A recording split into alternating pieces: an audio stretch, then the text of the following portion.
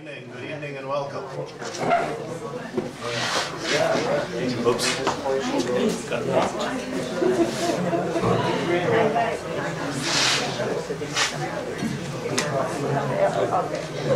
Good evening and welcome, right? Well, definitely more so than usual. Thank you for coming out on this evening. Not a fine evening, but an evening. So thanks very much for being here. It's really nice to see so many brave souls who made it out, and please be careful when it's time to leave, because it's going to be slippery and nasty, or more so than it is now. I'd like to ask our chairman, Razmik Panossian, to come up and to say a few words of greeting as well. Thank you, Mark, because the mic's very high. Well, it was touch and go when we were trying to decide whether this evening's program should go on as scheduled, but our esteemed presenter today had a very tight schedule, so there was no other option of postponing it the next day or anything.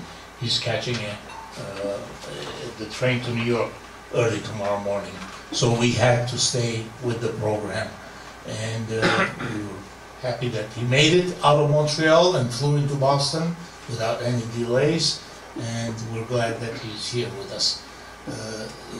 I want to also, as Mark did, acknowledge that you're brave souls for braving this weather.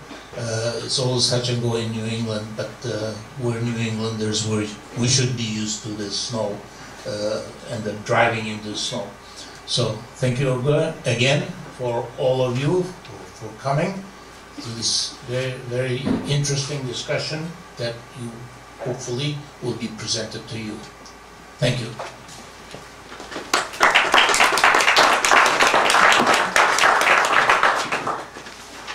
I'd like to make two quick announcements about upcoming programs. There won't be any more February programs. That's the good news. Anyway, we go to March before anything else is happening. On Saturday, March 8th, NAASR will be collaborating with the Armenian Cultural Foundation and the Armenian International Women's Association to present a lecture at the Armenian Cultural Foundation by Dr. Gulbenkian, who is the director of the Armenian Genocide Museum in Yerevan. And Dr. Demoyan will be giving a talk entitled Remembering an Armenian Heroine, the Fate and Legacy of Archelaus Aurora Mardiganian. It should be a very interesting presentation. Of course, Aurora Mardiganian was the subject of the book, the memoir, Ravished Armenia, and the silent film of the same name that she starred in. And Dr. Demoyan has been doing research for a number of years on Aurora Mardiganian, and he has new materials to present. On Friday, March 14th, NAASR, the Cambridge Yerevan Sister City Association, and the Armenian International Women's Association will present a panel discussion here entitled Young Women in Politics and Government from Armenia. And these participants will be visitors from Armenia who are taking part in a CISCA organized exchange program, and they will be presenting their experiences both in Armenia and during their visit to the United States here. And the program will be given in English and will take place here on Friday, March 14th. So, hope to see you at both of those programs. Our speaker tonight is Dr. Razmik Panossian, who is the director of the Armenian Communities Department at the Calouste Gulbenkian Foundation in Lisbon, Portugal.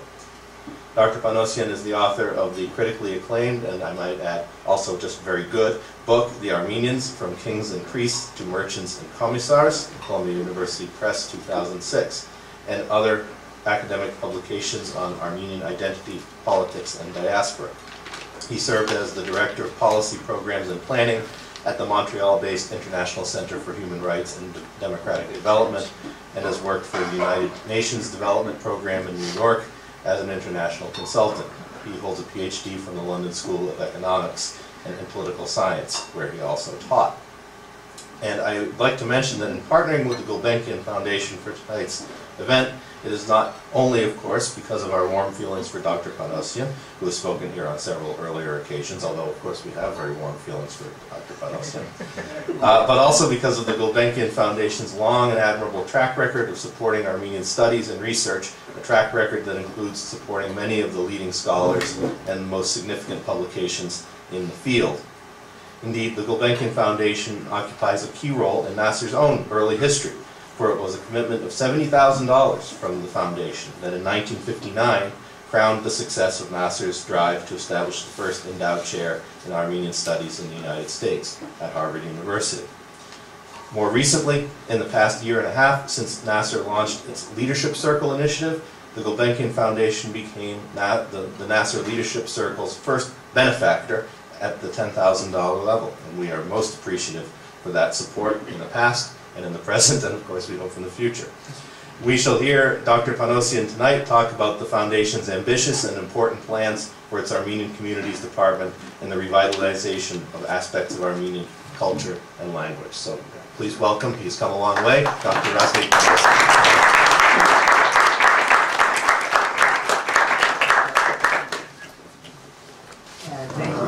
Thank you, Mark. Thank you, Rafi, for the nice introduction. Good to be here. As Mark said, I've been here several times before.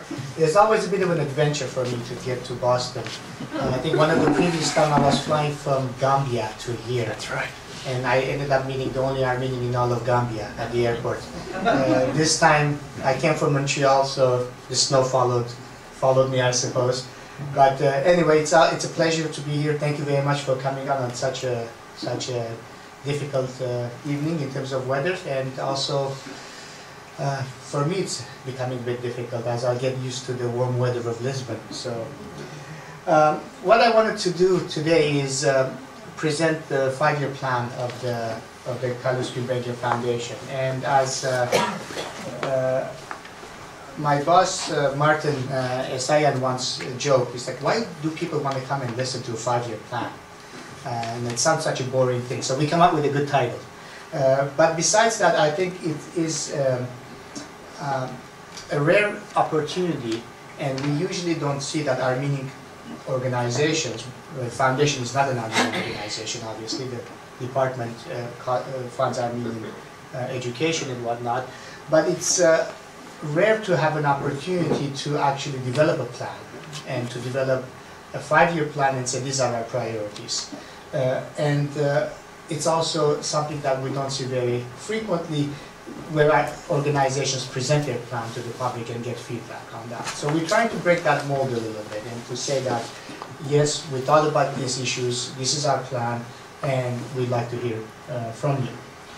I've been at the foundation for almost exactly a year now, and one of the first things that I was asked to do is to think about where do we want to take the department.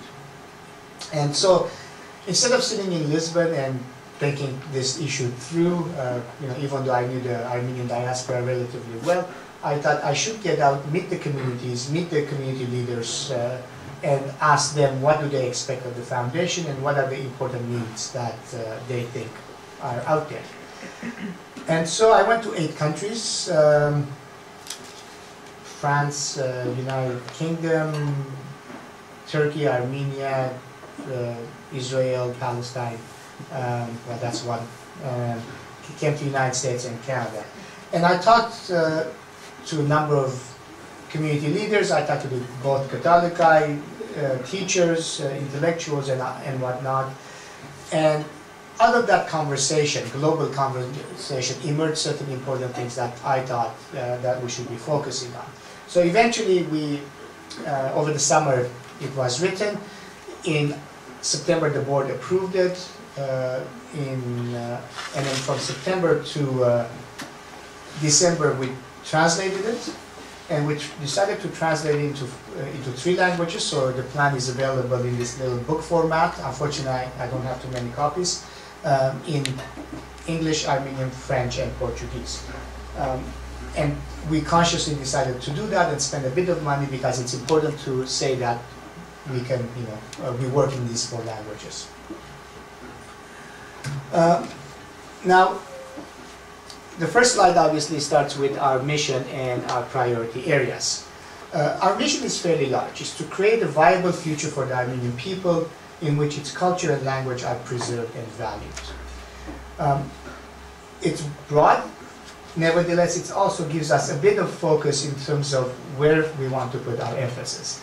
And in that mission there are 4 pillars on which we will do this work, sort of the 4 priority areas.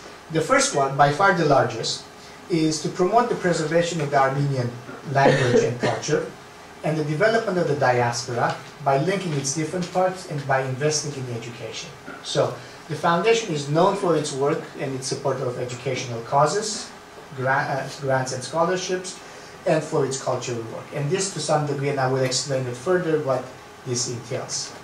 The second element is to work in Armenia and on Armenia, and there we have decided to focus on youth and civil societies. It's to develop a viable Armenia through investing in its youth and their commitment to civil society.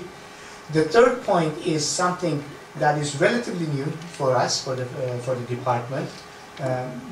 Been there slowly since 2011 to 2012, and that is to have to give some sort of support to Armenian-Turkish dialogue initiatives. So to improve the Armenian-Turkish relations by sponsoring projects that encourage a common understanding of their long shared history.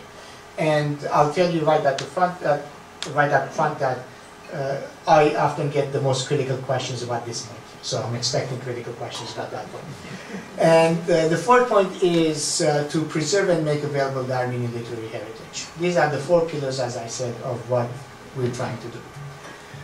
Now, it's important to also keep that, in addition to the content of what we're doing, some underlying philosophical approaches. The first one is that the foundation is a non-political organization. It is above community politics in the diaspora. And we consciously try to be representative and balanced, but this does not mean that we should be distributing the funds equally between the 4 priority areas, or we should be distributing the funds to everyone in small amounts in order to keep this element of balance. And I will explain this a bit more. It entails being strategic. And it entails being proactive, to give larger sums to fewer initiatives, to say that this is the direction in which we want to go, these are the things we want to achieve, we want results, we need to be shown results, and our funding should be going in those sources. And then also we decided that, well, not decided, but it's obvious that a plan that is looking ahead for 5 years needs to reflect the current realities of the Armenian world. But we put the emphasis on Western or the established diaspora.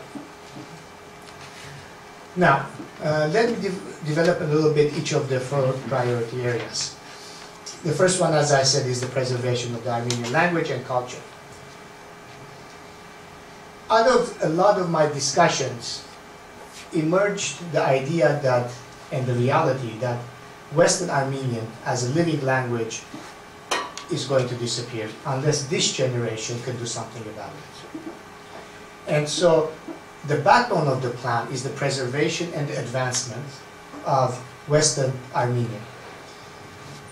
So what is it that we can do here? It's a very difficult topic, and it's a very difficult issue to deal with as well.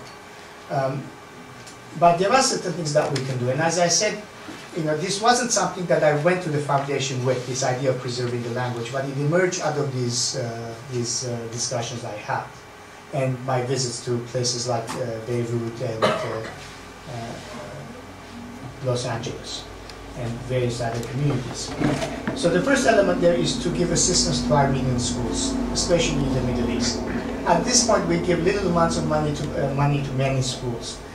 We want to turn that into giving project-based funds of larger amounts in order for schools to try to solve some of the structural problems they're facing. Structural problems in their pedagogical approach and also financially. Second element is, again, everywhere I went, I was told we are lacking good Armenian language teachers or Armenian history teachers. And so we are going to be putting a lot of emphasis on preparing Armenian language teachers and an intellectual class that could work in Western Armenia.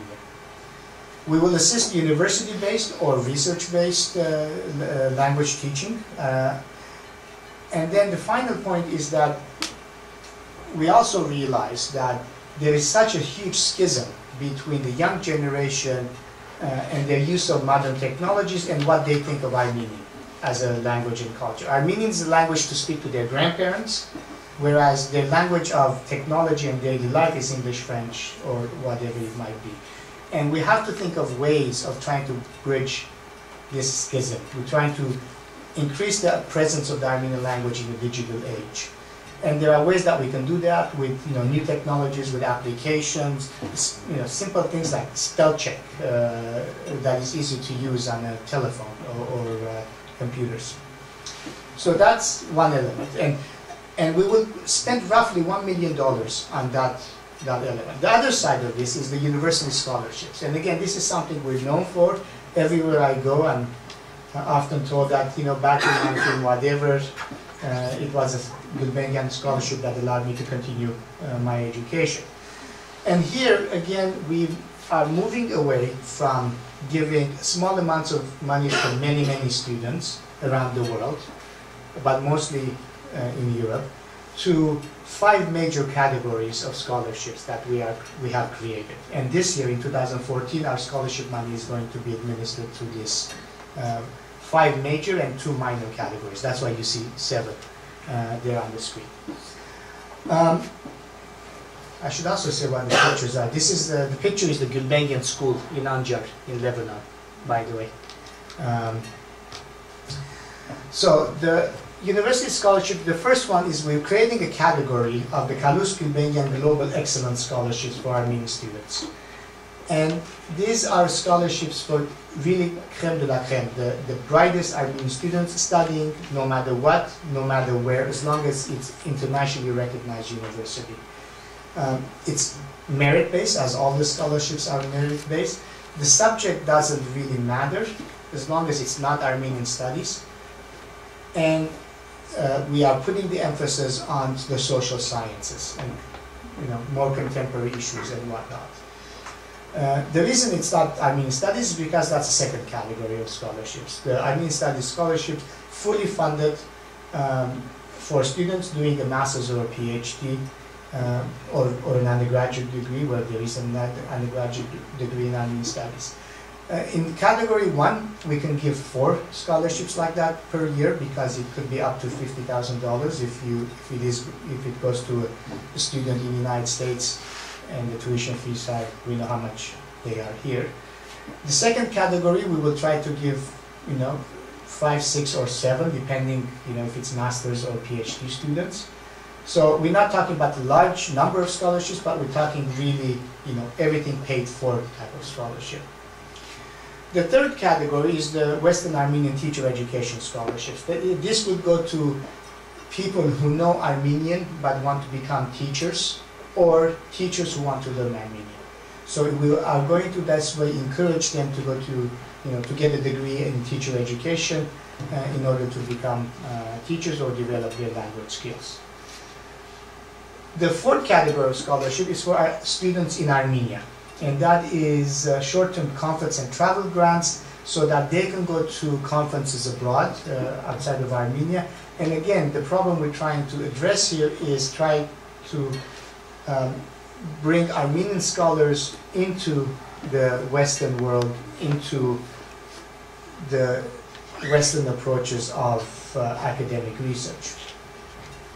The fifth category are the undergraduate studies categories, which is the closest we can come to our old scholarships. But here, again, much to the chagrin of some of our European friends, we said that we are going to focus more on students in developing countries, in the Middle East or elsewhere, because we really think that students in places like the United States, undergraduate students, or Europe, have many other mechanisms through which they can get either loans or grants in order to pursue their studies.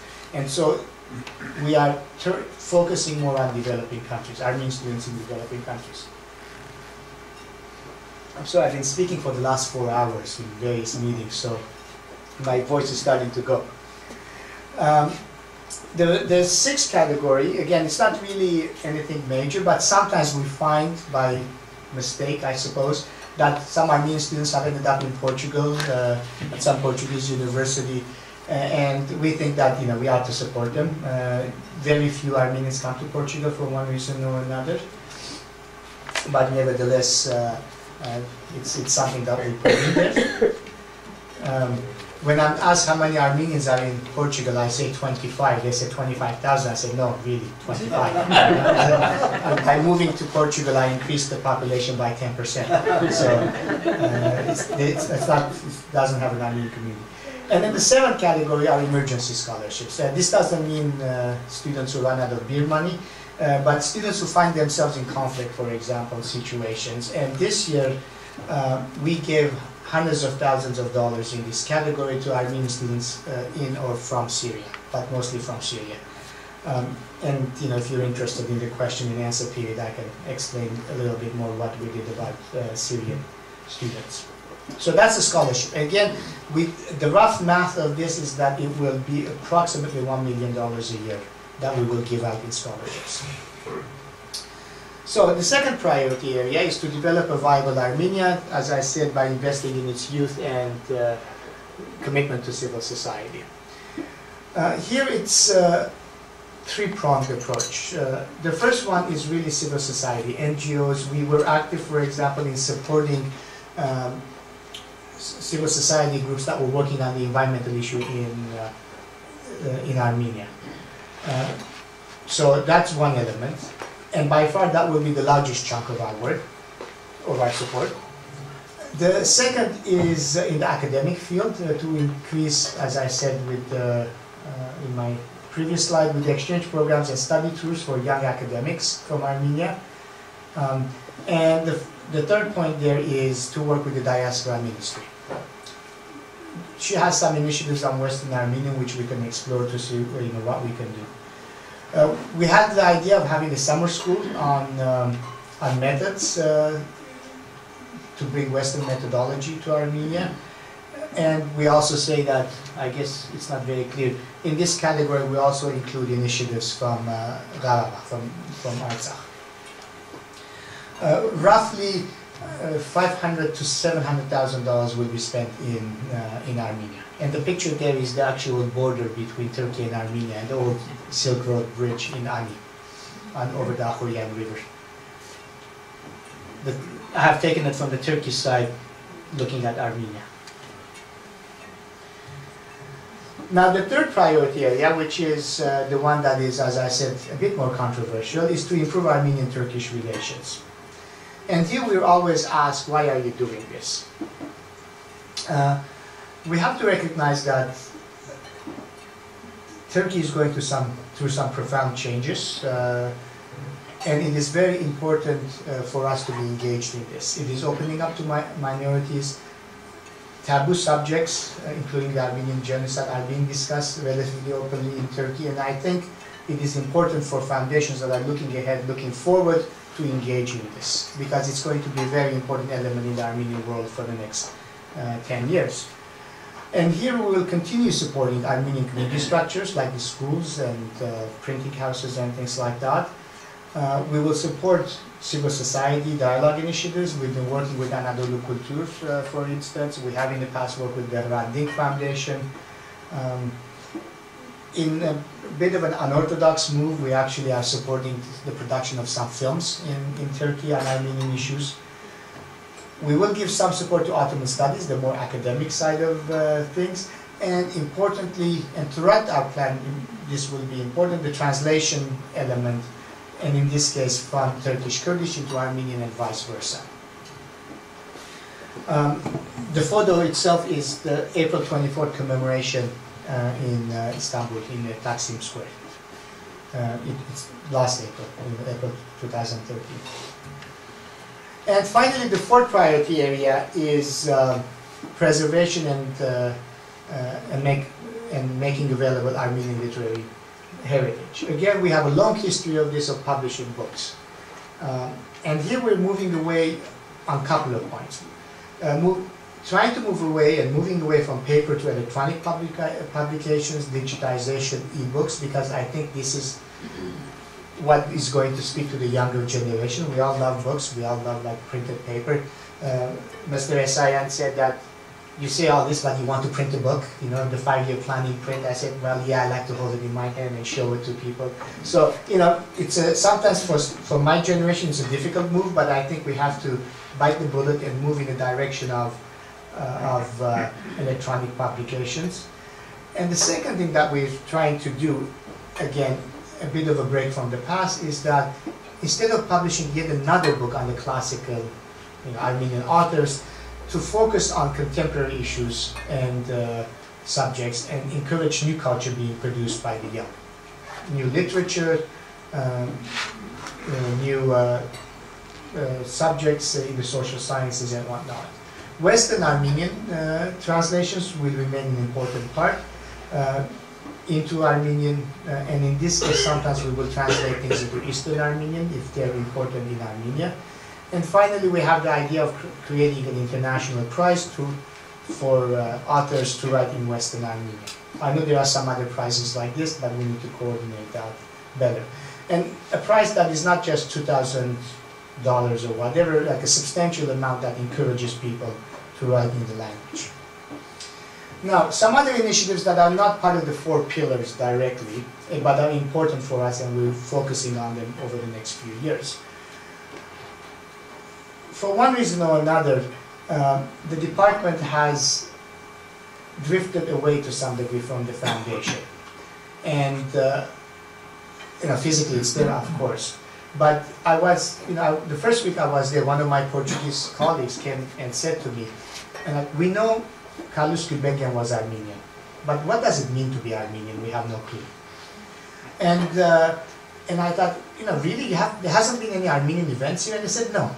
So because we've always been focused on supporting diasporan organizations, supporting schools and all that, it occurred to me that we should also look inwards a little bit, and we should try to organize some Armenian cultural events within the foundation to show our Portuguese colleagues, you know, who is Calouste Gulbenkian was, where did he come from? And I'm happy to say that my Portuguese colleagues were very keen on this idea. So in October 2014, we're going to have an Armenia week. Well, every day there will be something related to Armenian music or art or culture. So that's something, you know, the second bullet point there. The first bullet point is to also turn the department not into just a money-giving or grant-making department, but also a center where we can make connections and we can bring strategic thinking together. And again, this year we want to organize, for example, a conference, not a big public conference, but nevertheless we want to organize a meeting where we would invite diaspora community leaders and some intellectuals and say, you know, we're all focused on 2015. What about the day after? Where are we going as a people in, you know, 2016? So we want to do something that's called Armenians at 2115, not just at 2015. So this gives an opportunity to this kind of long-term thinking and strategizing, which is something important in diaspora. Sometimes we find ourselves with unforeseen circumstances, humanitarian crisis and whatnot, which again this year we had to do with Syria. So that's an element of, it's not programming, but we have to keep that in mind. It's important to do a lot of this work through partnerships. You know, I always say we're going to do this, we're going to do that. The fact of the matter is that we're not going to do any of this because we don't have the capacity to do any of this. We have the capacity to give ideas and the money to do this, and it is up to partners to actually do the work. And it is therefore it's very important to find the right partner and engage with them in a way that it develops a program, and then we can work together to get things done. And the final point here is that we also have to incorporate the culture of evaluation into our work. So we have to be able to say, what impact have we had? Did we manage to change anything? And this is not something that you do at the end of your program. It's something you think about from the beginning and you bring it in. Again, it is something that we're trying to do in the department and also trying to sort of work within the rest of the foundation. So the plan itself is going to be evaluated midterm, so that we know if we need to adjust things. Now, we expect some challenges in all this. I think it's the T.S. Eliot poem, that the hollow man, that between the idea and the reality lies the shadow. So this is our ideas, this is where we want to go, but implementing it is a major challenge, and 2014 is the crucial year. This year is the crucial year as we begin implementing some of these things. So maybe I'll come back in a few years' time and say this is all what we managed to do, and hopefully be close to the presentation that I'm doing now. Hopefully it won't be during the winter. Yeah, it won't be during the winter. The second challenge we have is explaining to Armenian organizations, to our partners, what does results-based approach mean, or what, in fact, programming means. And this is to break the sense of entitlement that sometimes we find. Armenians tend to be very professional in their professional life. When it comes to Armenian issues, usually we're told, send the check, don't ask questions, we know what we're doing. And we come back and say, it doesn't work that way anymore. Yes, we like you, we trust you, but it doesn't work that way anymore. I need to show my board that we achieved some results. And you need to tell me what results you are planning to achieve and what you have achieved. And this is a bit of a challenge. Less so in North America and Europe, much more so in places like the Middle East. A third challenge we have, and we have jumped into this head first in the context of Lebanon, is to reform the diasporan school system, which has some major structural problems. And we have commissioned a separate study on this, and so it's a problem because we can no longer just send money to schools, and it's like sending throwing money into a well. If it's not going to lead to some sort of solution of the problems. Working collaboratively, not to duplicate the efforts. Armenians love two of everything. So I'm not for centralization. I will never argue for centralization, but we need to collaborate and we need to coordinate. And I can, in the question and answer, I can give you some examples of how this still happens. There is the whole slew of risks associated with the Armenian-Turkish relations element. What if Turkey starts closing and putting pressure on the Armenian community again? The risks there. And then maintaining the right balance in Armenia between working with civil society, with government and academia. Sometimes, these balances are very difficult to maintain because of political tensions. Now, in conclusion, we have a budget of approximately $3.5 million per year to spend on programs. Since some say it's not a lot of money, but if you think about it cumulatively, since 2000, we have spent on grants and scholarships alone $55 million. That's in about 13 years. That's a lot of money. Now, imagine what we can do with this kind of money if we do it in a strategic manner, and ask that we are going to give you money if we are going to get results out of this. So I'll end there. You can check how we're doing on our VVAMP website. We're also trying to get better on the communication front bit by bit. So our website is a bit more lively than what it was before. And I'll stop here and take any questions. It's a smaller group, so I think it's much more intimate, and we can discuss things openly.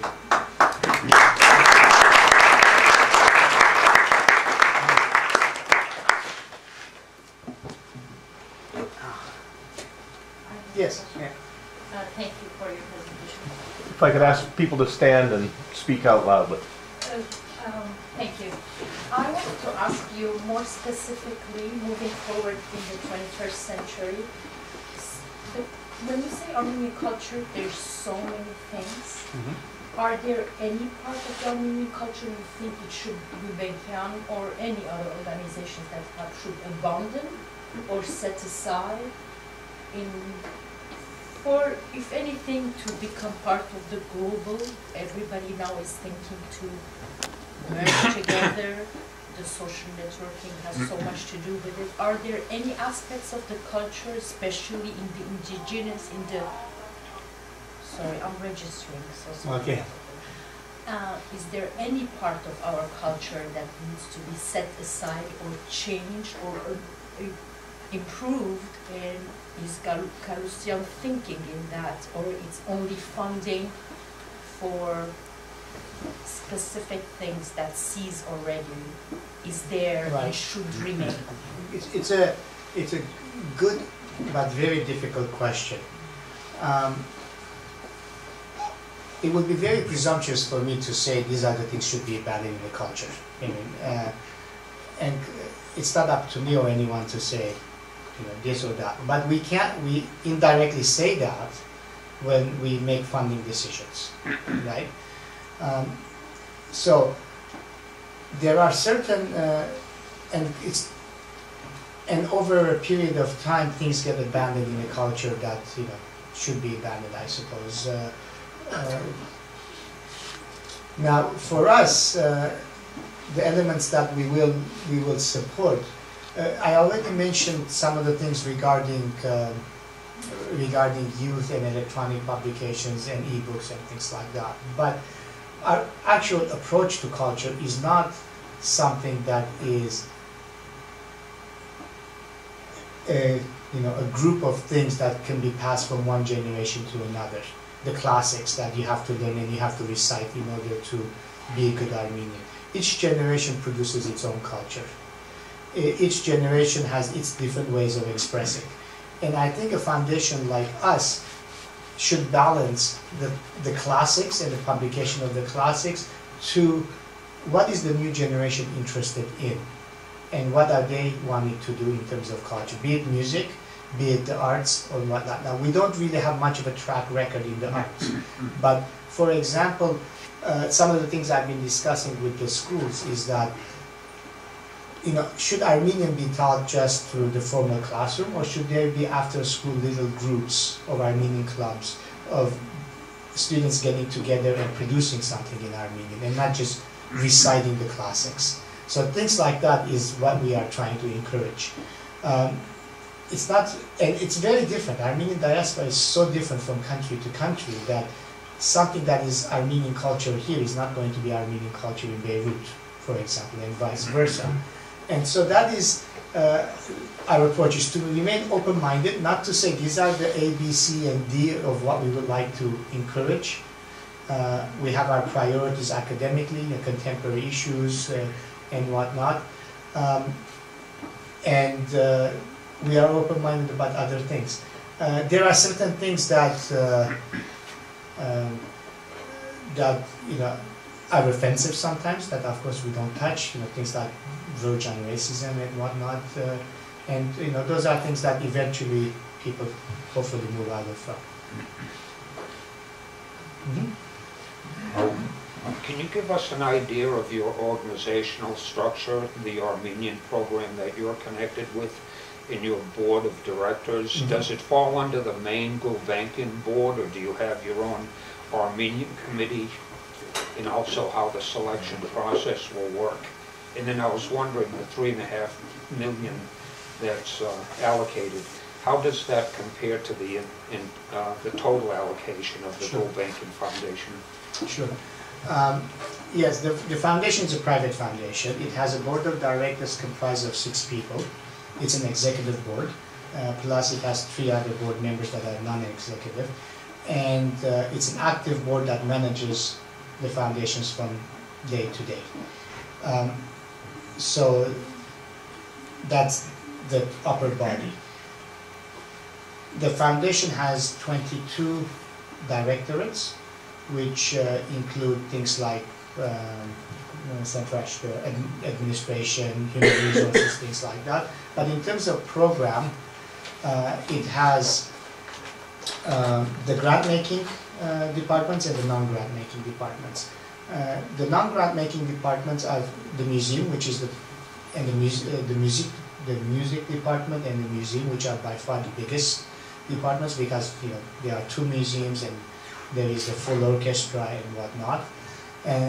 And then there are the grant-making departments, which are smaller, that give grants to Portuguese culture, human development, it's called as well. And one of those departments is the Armenian Communities Department. It's not a program, it's a department, so it's a permanent department of the foundation from the very beginning onwards. And in those grant-making departments, we're the largest, I think, or one of the largest. Our budget, as I said, is $3.5 million. That's about 2.7, 2.8 million euros. The annual budget of the foundation is 100 million euros. So we're a very tiny part of the overall budget of the foundation. The assets of the foundation are about 3 billion euros, excluding the art collection. So that's the money it has in order to generate the 100 million euros that it spends on good causes. So that's the structure. Each board member has the responsibility of several departments. So my boss is a board member, as is the boss of other directors. And according to Calouste Gulbenkian's will, there has to be 1 member from his family on the board. And in this case, it's Mr. Martin Esaya, who is the great-grandson of Calouste Gulbenkian. And he's responsible for the Armenian Communities Department and the UK office, because the Gulbenkian Foundation has the headquarters in Lisbon and the UK office and Paris office. Thank you. Yes, sir. Has the relative proportion of the Armenian department allocation been consistent as far as the overall foundation budget over the past 20, 30 years, or has it changed? I cannot give you figures over the last 20, 30 years. It's been consistent over the last several years. It fluctuates 1 or 2% this way or that way, but it's been consistent. However, since the beginning of the foundation, it has decreased considerably, because at the beginning, I think it was up to 15% of the budget of the foundation in late 1950s, when the foundation just began. But that was also at the time that the foundation had a lot of oil interest in Iraq and Middle Eastern countries, and associated with that was a lot of support to Armenian communities in the Middle Eastern countries. As those oil interests declined or were phased out, part of that also became that the Armenian communities, things got reduced in the Middle East. And now for the last, I don't know how many years, it's been more or less at this rate. Thank you. Okay. Yeah, thank you. Just a question here. I see a number of things you've listed. One was civil society, and looking over the general situation, these are just my opinions, what I've seen is in Beirut, which was a major center, the Armenians, Haleb, the same. We've had a depopulation there, both those places, over the years, much of which we couldn't do anything about. But now there's also a similar event happening in Armenia, where we have a depopulation there for a number of reasons. I think most of us know why. In talking about a civil society, how much has your foundation done to address that problem, if anything? The problem of the demographic... of achieving a civil society in Armenia so that people want to stay there. Right, yeah. I mean, is there a job there? Is there education there? Yeah. Take care of my family. The first part of your question, your comment, is very true. Demographically, the Armenian community in the Middle East is decreasing significantly, as is the Christian population in the Middle East generally. But we're still expecting that Armenian community or Armenian-speaking community leaders to come out of the Middle East. And there is a disconnect there. So problem one, demographic related, is that what is it that we can do as the center of the Armenian diaspora shifts from the Middle East to North America and Europe, but the center of cultural production is not shifting. So what is it that we can do to make that shift so that North America and Europe produce Armenian culture as well, not just academics. So that's one problem. The second problem in terms of the depopulation of Armenia, it's a major issue. We don't have the resources to do something substantial about it insofar as halting it, because we can't. But what we can do is, and what we are doing, is to support civil societies, organizations in Armenia that engage youth in civic dialogue to talk about these issues, engage youth in order for them to participate in community life, so that they get a sense of ownership about the country and they don't just wash their hands up and say, we're going to give up and leave. Now, we can do it in very small amounts because the problem is huge and we can only do so much. But our aim is actually to support small organizations that are usually run by young men and women, and often women, who then organize things and go to the provinces and tell young people and say, you can do something about this country. You can do something. Now, we don't create jobs directly because we're not an international development organization in that sense. But when you tell people that you can do something about this, we're realizing that they're mobilizing and they're actually standing up, in the case that we know best, standing up to companies that are stripping the environment and saying, hold on, you're poisoning our water. And that's generating some excitement, and it's getting some results. For example, it stopped the development of one of the parks in Yerevan from being turned into a shopping complex. A small victory, but important one. Have you considered working with the American University of Armenia over there? Yes. I mean, that is a great case for civil society in action and working, where a small amount of money would go, I think, a very long way. Yes, I did meet the president of the American University. We are in discussion with them about possible things that we can do. They're an academic institution. They're not really a civil society institution, but they're an academic institution. Well, they make presentations on the table, minds, and they have some. Well, as I said, the table with mind thing, we were involved with this in commissioning a study, paying for it, getting it translated into Armenian, and presenting it, and it was presented at the American University, and they were open to this. That's it. Dr. Panossian, a reasonably mundane question I have. Could you elaborate a bit on you mentioned the use of digital technologies and state-of-the-art technologies for, and I think it was mission number 4, bullet number 2. Could you elaborate on that a bit? Right. It's a mundane question for someone who's a techie. It's not a mundane question for me because I don't have the technical expertise to elaborate on the details of how this could be done. But the things that I see, for example, is that we get requests to fund children's books and things like that, which are important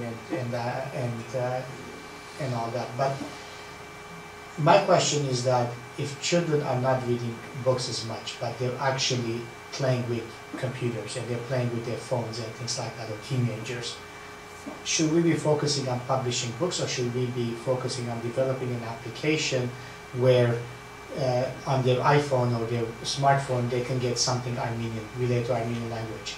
Or can we develop a spell check program for text messages so they can at least play around in writing with Armenian letters and correct the spelling and things like that? Can we get interactive books developed so that they can see the image, they can hear the music, and they can see the text all together?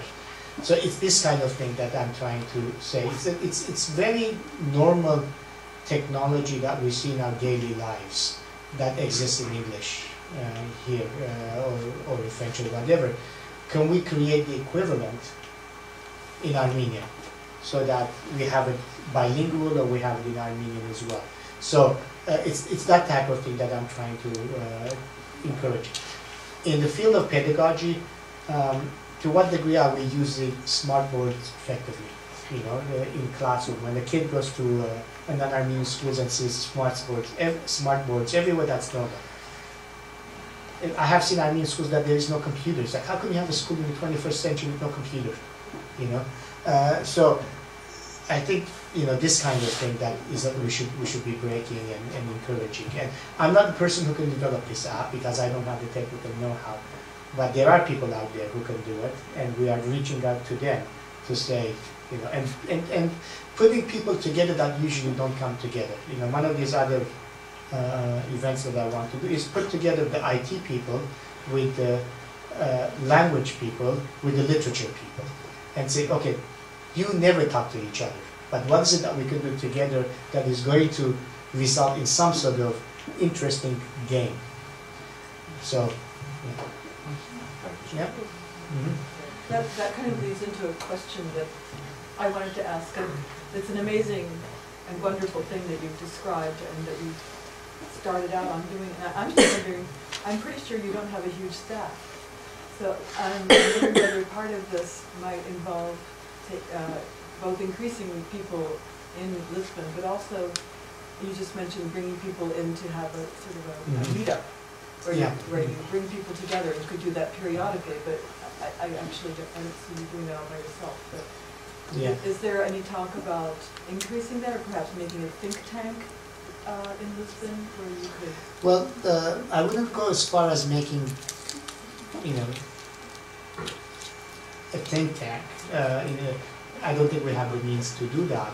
But what we can do is, yes, in terms of staff, as I said, these are not things that I can do or we can do. These are things that we can finance, and we can put people together and follow up on them and things like that. So partnerships is crucial in this. But one of the things I want to do is to, once a year, you know, as I said, this Davos-like gathering, the first one would be on Armenians at 2115, to do that on a regular basis, once a year, where the subject changes, and it's not a media thing, it's not community leaders all the time. The first one ought to be. The second one should be the technical experts that come together and say, okay, these are the things. But I will have the resources to follow that up, to say, okay, so did this happen? And if your organization is going to do X, did you do it? If you do not do it, you will not get the second installment of the payment. So that capacity we obviously have. But to do the technical work, yes, we need these partners to do it. And the idea of doing an annual event on a topic like this, I mean, the first two I already have, the second and the third.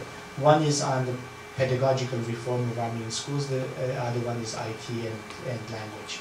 I don't know which one we will do first, but 2015 will be one of those two.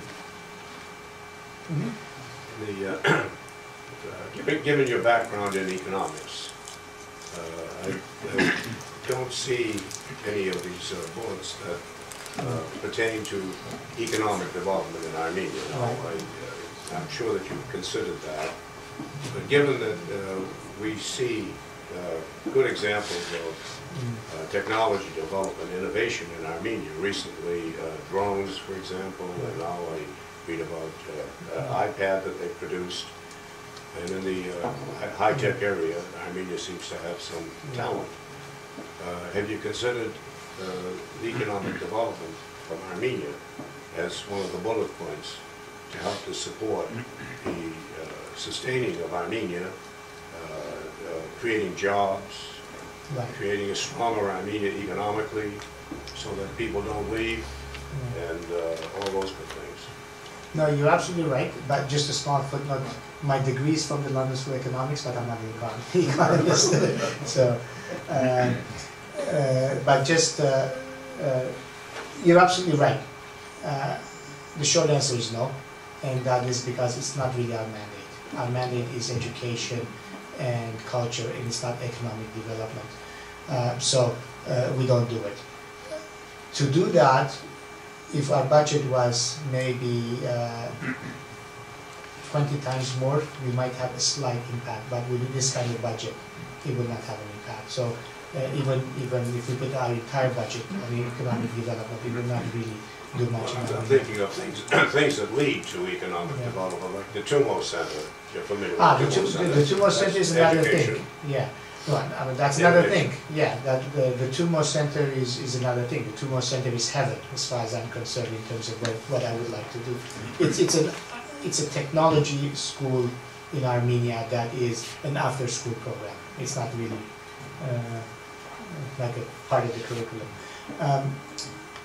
Yeah, the Tummo Center is an excellent example, but I look at the Tummo Center from an educational perspective and not from an economic. Of course, it has economic development potential, but yeah, for me, it's an educational thing. The gentleman way at the back, he's been very patient. Thank you. Yeah.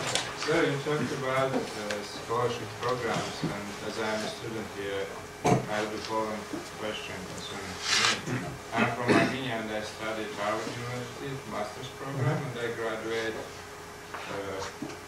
this May, June. So, but I have to pay another 15,000 for tuition, which I didn't pay so far. And I was wondering if I will be eligible for any, I will be under any program you have to apply for. Or it's too late now, or will not work with that. Yeah, midway through a program to pay, no, we don't really do that. It's usually students apply before they enter into the program or before the year begins. I mean, if they've done year one for year two, for example. It's difficult. We haven't done this kind of thing before where you're already in the program, you have difficulty paying fees. It's almost paying for something afterwards. So no, I can't see us being able to be of help in this case.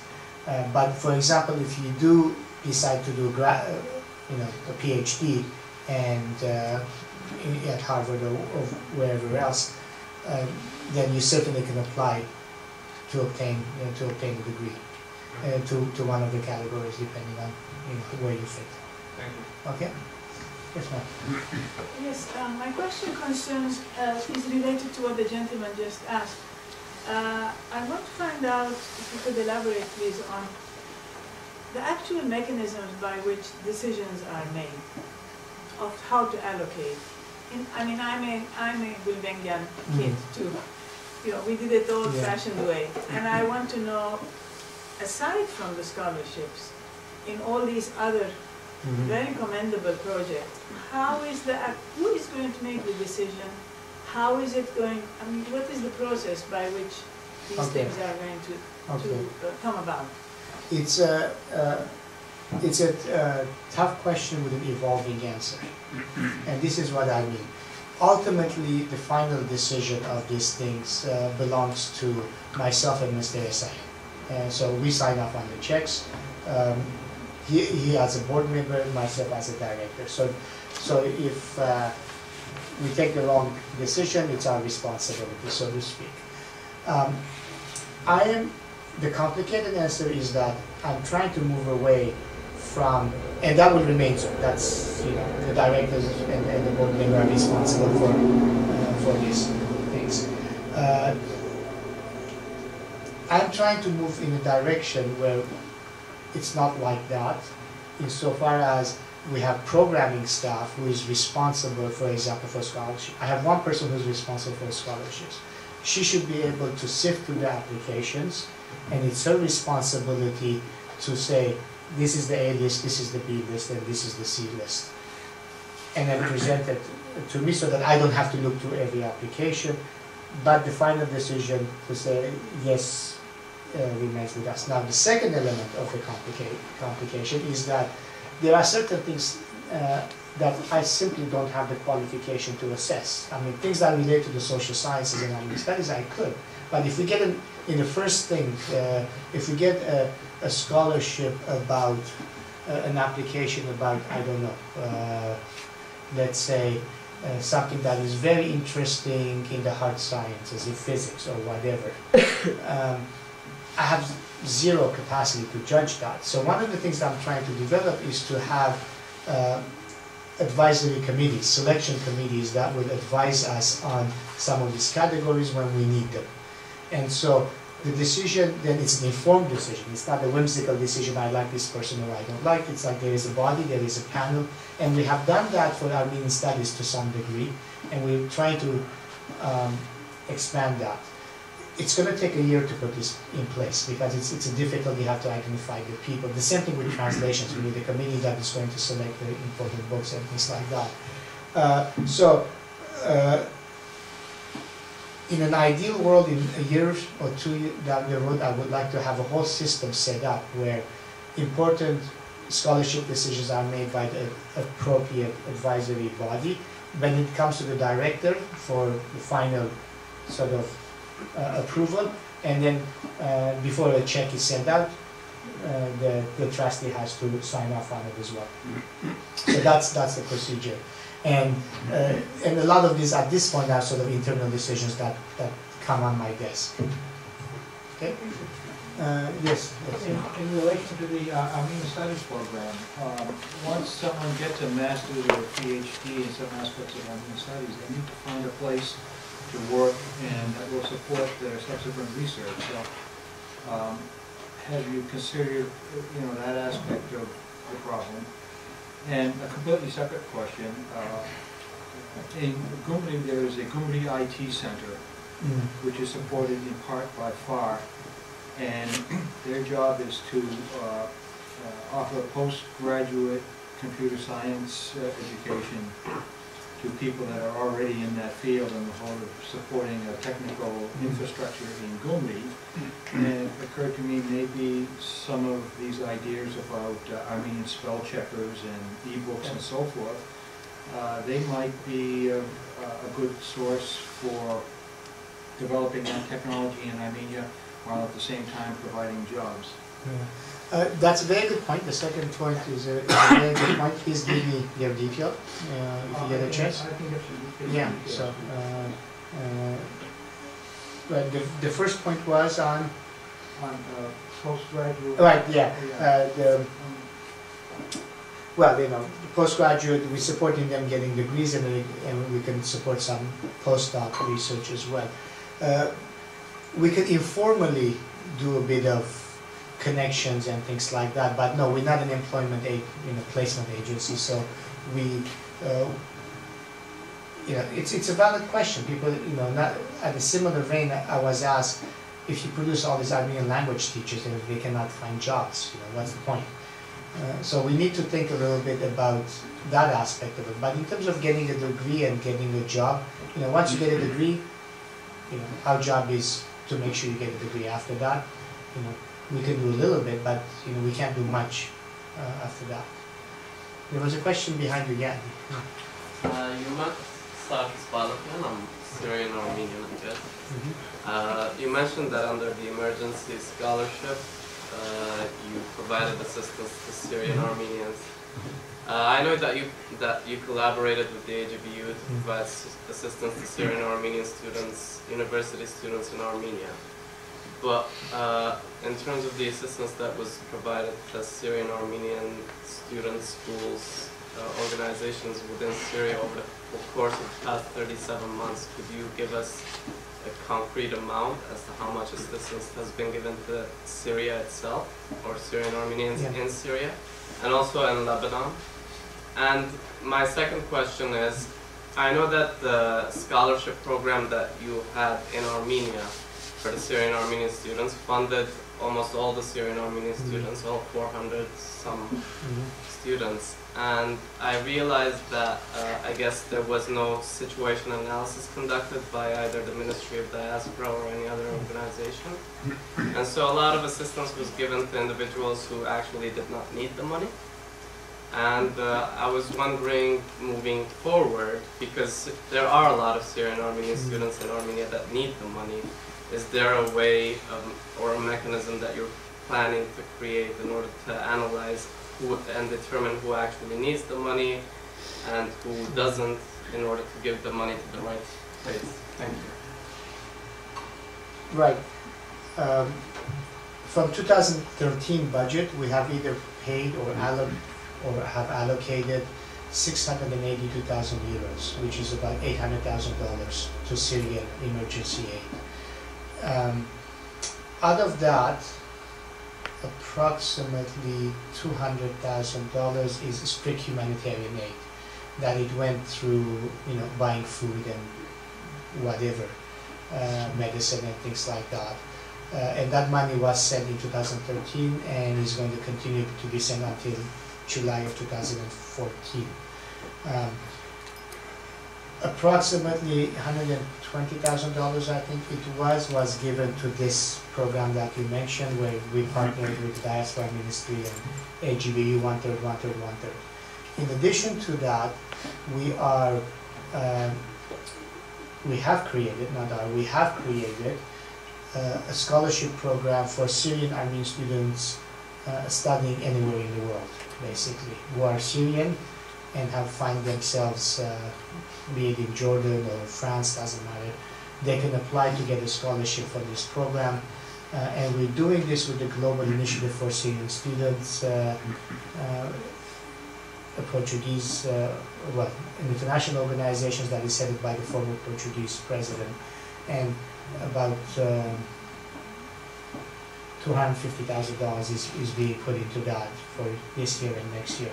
So that's roughly where it goes. In 2014, we might allocate a little bit more money to humanitarian aid. In terms of how to decide in Armenia, the question you ask is a very tough question, because it's very difficult for us sitting in Lisbon to be able to assess these applications unless we have a presence in Armenia. So we trusted the good judgment of AGBU and the Diaspora Ministry, and I do understand there have been some issues. There was some debate whether or not there should be a selection committee to select based on need, but it's very difficult to determine need. And so it was decided to give to all Syrian students. Now, whether this should continue next year and onwards, I have to discuss this with the Diaspora Ministry and with the AGBU, because on the one hand, I see, your point is very valid. Why give money to people who don't need it? On the other hand, unless you have a huge selection procedure, it's very difficult to determine need. It's much easier to determine the merit of a student. The reason why I asked that is because I understand that the money that was allocated to the students was around $850 to each student. And for people who are studying in medical school, for example, they have to pay about $2,500 in Armenia. And it's a matter of either only the rich having access to actual education in the medical field or in pharmacy, and the poor being limited to the social sciences, for example, and the social construction communities. No, you're absolutely right. I mean, same issues happen here as well. I suppose. People offered my brother scholarship. He didn't take it because he doesn't need it. But most of the time, people who actually need, who don't need, don't give up money. Yeah. Okay. Yes. How can we approach the foundation with the proposal and specifically the technology to Armenian schools? Can I talk to you for a few minutes after this lecture? Sure. I mean, you write to me, and the procedure now is people write to us or just out of the blue send proposals to us. It's always better to talk and get to know the person. But we have an application form, which is not a very complicated form, that we ask people to fill. It's going to be soon. It's going to be all online. The form will be online. You apply online. You answer the questions online, and that's it. That should be it. Okay. All right. Yes, there was a question there, and then I'll let that. Yeah. You mentioned about the programs and risks in dealing with Turkey. Can you just elaborate a little bit about what you have in mind dealing with Turkey in this thing? Right. As I said, there are several organizations in Turkey which are doing some really good work. And our idea, and we have already begun, is to work with them in order to support their initiatives of demonstrating the Armenian presence in Turkey. So Anadolu Kultur is one of them. and the Armenian Foundation is another. Aras Publishing House does some remarkable work in terms of publishing books in Turkish and Armenian. So it's to encourage this kind of initiatives. We have agreed to support an initiative that is a partnership between Yergir Europe and Anadolu Culture that is being managed out of France, out of Lyon. And it's all about dialogue. It's all about creating spaces and giving spaces for Armenian and Turkish civil society actors to speak with one another. So those are some of the things that we're doing. But we are at the very beginning stage of this. So hopefully within a year and a half, we will have a much better idea of which direction we want to take this. We gave, for example, a modest amount of money for the organization of a photography exhibition in Turkey about an Armenian family that survived the genocide and by converting to Islam, half of them and half of them not. So we have to tell stories like that that we can do. And this year we also supported in a bit of an unorthodox for us area, and that's we supported the production of a couple of films in Turkey. We haven't seen the films yet, so we hope they're good. We're not in the business of supporting films, but we thought these were interesting initiatives. So it's about the Armenian presence in Turkey. So we're open to all sorts of ideas as long as they're not political and they're respectful and they're about dialogue. Okay, so all three of you asked questions before, so I can go. Oh no, you did not, so yes. Hello, how are you? I want to commend the Gulbenkian Foundation for recognizing the need for Armenian teacher education. As someone who works in a local Armenian preschool elementary school here in Boston, we have a grave concern for the aging out of some of our wonderful Armenian teachers who are in their 70s. And how do we replace them? And how do we replace them with qualified individuals who do speak Western Armenian, because some people are not trained in Western Armenian. And a real concern for me is I'm not sure how the Gulbenkian Foundation can make the mechanism to help us be aware in the diaspora and the schools who's receiving the scholarships in the sense of who's completed their education and they're available to be hired. Because the biggest problem we have is we don't know who's out there. How do we hire them? Are they being educated in the Middle East? Are they thinking of moving to North America? There are different regulations for certification in every state, in every country. Are they preschool and early childhood educators? Are they elementary? Are they secondary? The mechanism to getting them in and giving them the funds to get the education is excellent. But how do we take that a step further? Getting a mechanism to find out who's graduated, with what degrees, are they early education, where are they located, are they willing to move? Because it's a real difficult situation for diasporan schools to know who they can hire, where they can go to. We don't have a board of education of Armenian educators in the world, and it becomes very difficult. So I commend you for recognizing the need. But if we could just go one step further in helping connect those who are going through the education process, become teachers, connecting them to the diasporan schools, so we can reach out to them to hire them. Because that's our dilemma. That's an excellent point. It's a huge problem. One of the and a big worry. Yeah, that's an excellent point actually. One of the things we are committed in doing is to establish a global Armenian Teachers Association. I think that's a huge need. Yeah, not Armenian teachers just because they're Armenian, they're teachers, but Armenian Language or Culture Teachers Association. And this type of thing would be an excellent mandate for this kind of an association. And one of the reasons I'm doing this tour is to actually develop this idea further with certain key day schools. And you know, a lot of places where I went, they said this is an excellent idea. We need this. We need a hub for it, and we need sort of, you know, a diasporan network of this. And I think that, yeah, you're absolutely right. There needs to